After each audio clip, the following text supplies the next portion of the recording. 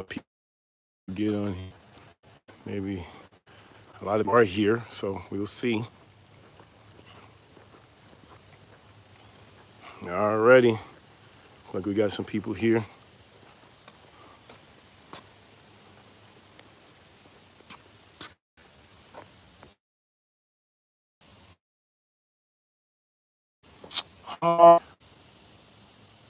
House of Lee, shalom, brother. Alexander, Israel, shalom. All right, just gonna wait here. Wait for some people here.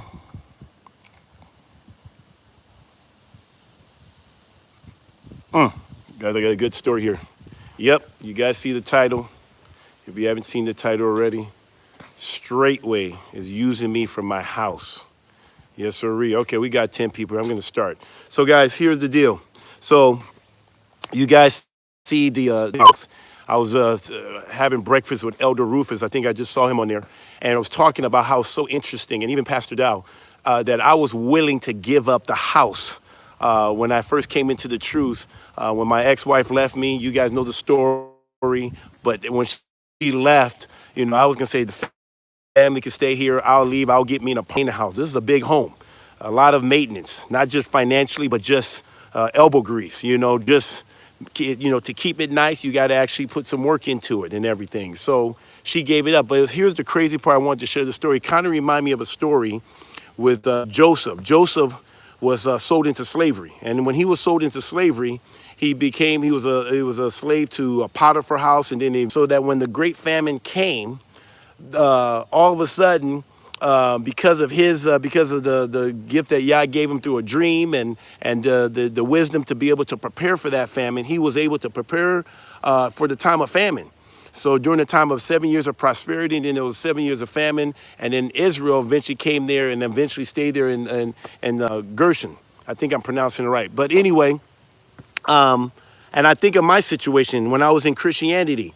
I was a slave to iniquity, right? Practicing sin in it, was born in iniquity, became a Christian, more slavery, and I built this house. I played in the NFL for 9 years and had a family and built this house for Christianity. It was not just for my family, to be honest with you. I mean, this is too big for just one family, but this was built for the Christian community. I was very involved in the Christian community and wanted to use my home for Yah. I wanted to use it for Jesus. And I had fundraisers here for like schools like Providence Academy. There's people that came in there baptized. I mean, people said, can we use your pool so we can get people baptized from our church? I mean, I literally opened my house. There was so many people from Milwaukee to, I just opened up my house. It was so weird. People said like, wow, thank you for willing to open your house up. And I just wanted to be able to be a blessing to the Christian community. And what do you know? Yah gives me that dream. I wake up to the truth, right? And I was willing to give it. As a matter of fact, my ex-wife at the time actually prophesied, and there was other people too, but she actually prophesied that this house would be used for God's people in the last days. Are we not in the last days? Are we not literally, Straitway, aren't they not the people of the book? Are they not? I mean, we're using it in the last days, and I was willing to give it up. You would think if she was truly a woman of God, she would have kept the house, because this house was prophesied that it would be used in the last day for the people of God. And literally, I'm the one that got the house. Didn't even want it. Was willing to leave and just let them go and just move on. But I end up getting the house. And now I'm literally using it for what it was truly designed. I thought it was designed for Christianity. I thought it was designed for my own little family. But it was designed for this moment. And so now seeing all the saints, Straitway KC just came into town right now. I mean, we're going to have over 100 people. I'm using it for my first Hebrew wedding.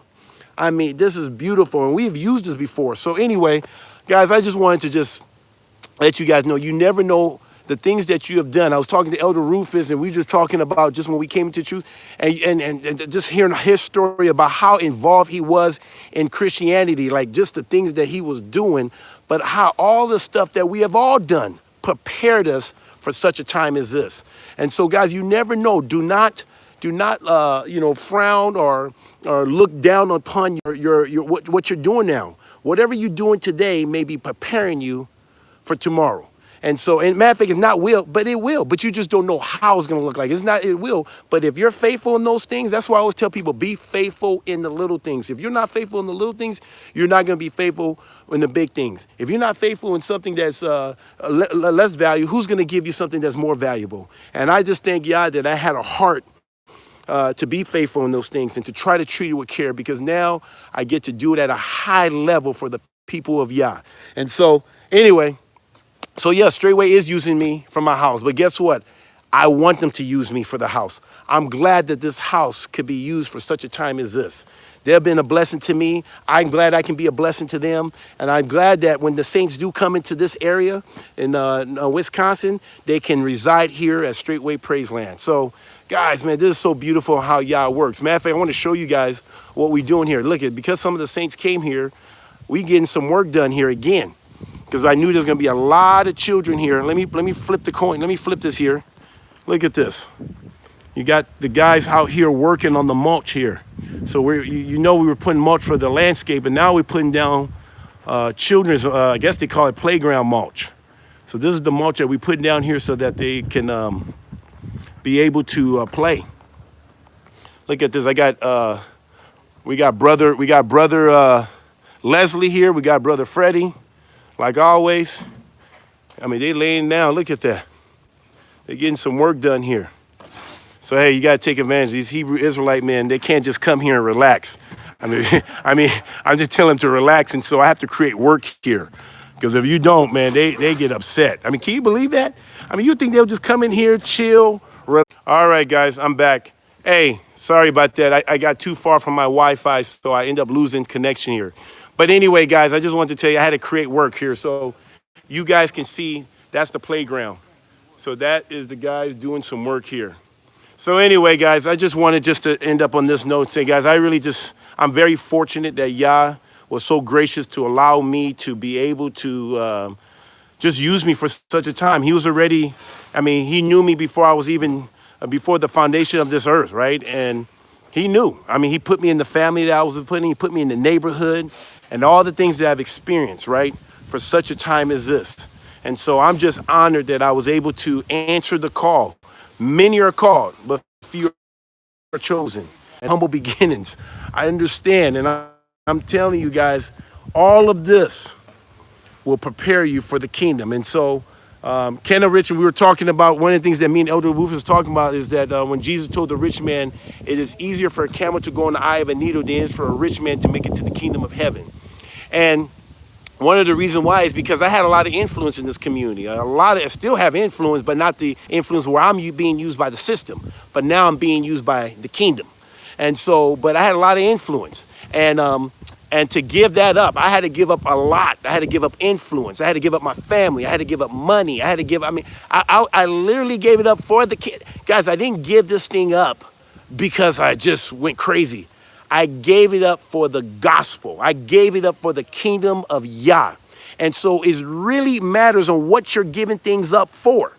And so when you do it for the right reason and not what's right in my own eyes, not what's right in my own eyes or what's right in other people's eyes, but what's right in his eyes, that's what's important. So, so anyway, so guys, I just want to just encourage you guys. Just be encouraged. I know some of you guys are out there right now. You're going through your own battles. Hey, look at me. If Yah can do it for me, he can do it for you. He promises in his words that whatever you give up, if you give up house, if you give up wife, children, mother, father, brothers, sisters, that whatever you lose, he will give it back to you in this lifetime and in the next, right? Manifold, a hundredfold.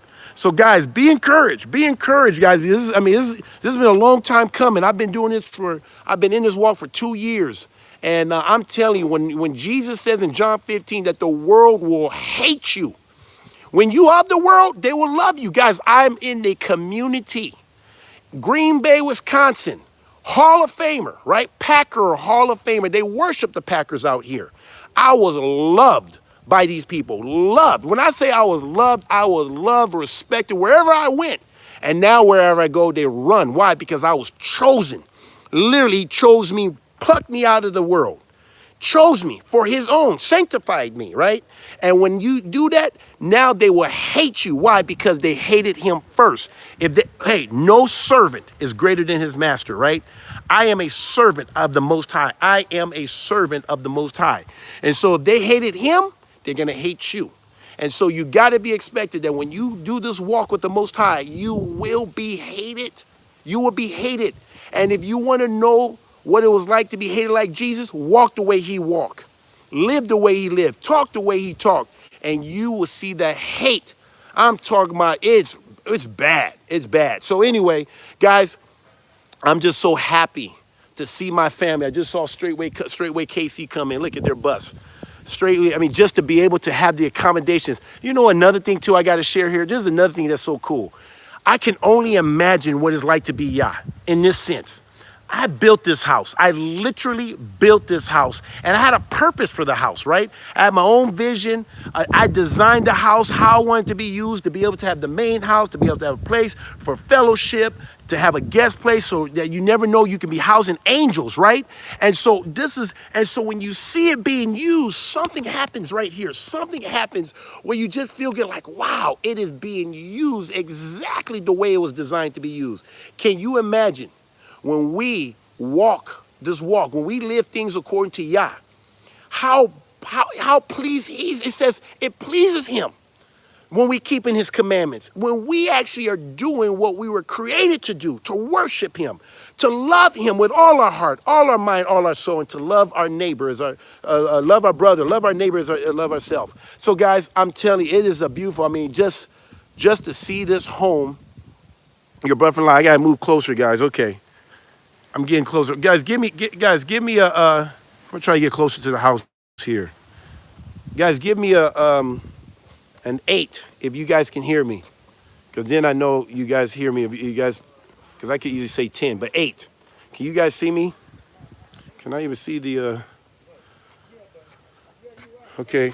I don't see any type of, okay, 8. Everybody's seeing me here. Okay, I'm closer to the house now. All right. Well, guys, I'm sorry for the buffering, guys. I mean, when you're trying to do this stuff. But anyway, guys, once again, I just want to tell you, it's so cool. Thank you for the 8. Thank you, Bridget. Thank you, Straight Michigan. Thank you.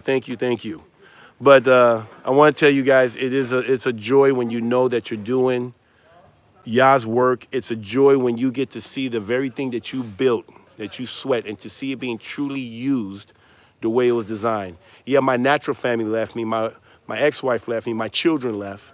But my real family came, and that was the children of Yah. And now it's being literally used. Look at this, guys. Can you see that? Look at those guys working back there. They're literally working. We was able to get that here just in time, and now we're gonna put them out. I may be able to see if I can show you guys where we got the saints. We're gonna put, we have 7 acres back here. We have a total of 18 acres, and we have 7 acres where we're gonna have some of the KC saints stay in tents. How many people do you know will stay in tents?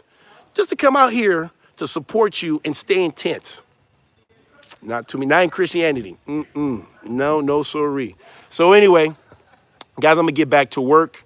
I love you all. I'm gonna keep you guys up to date tonight.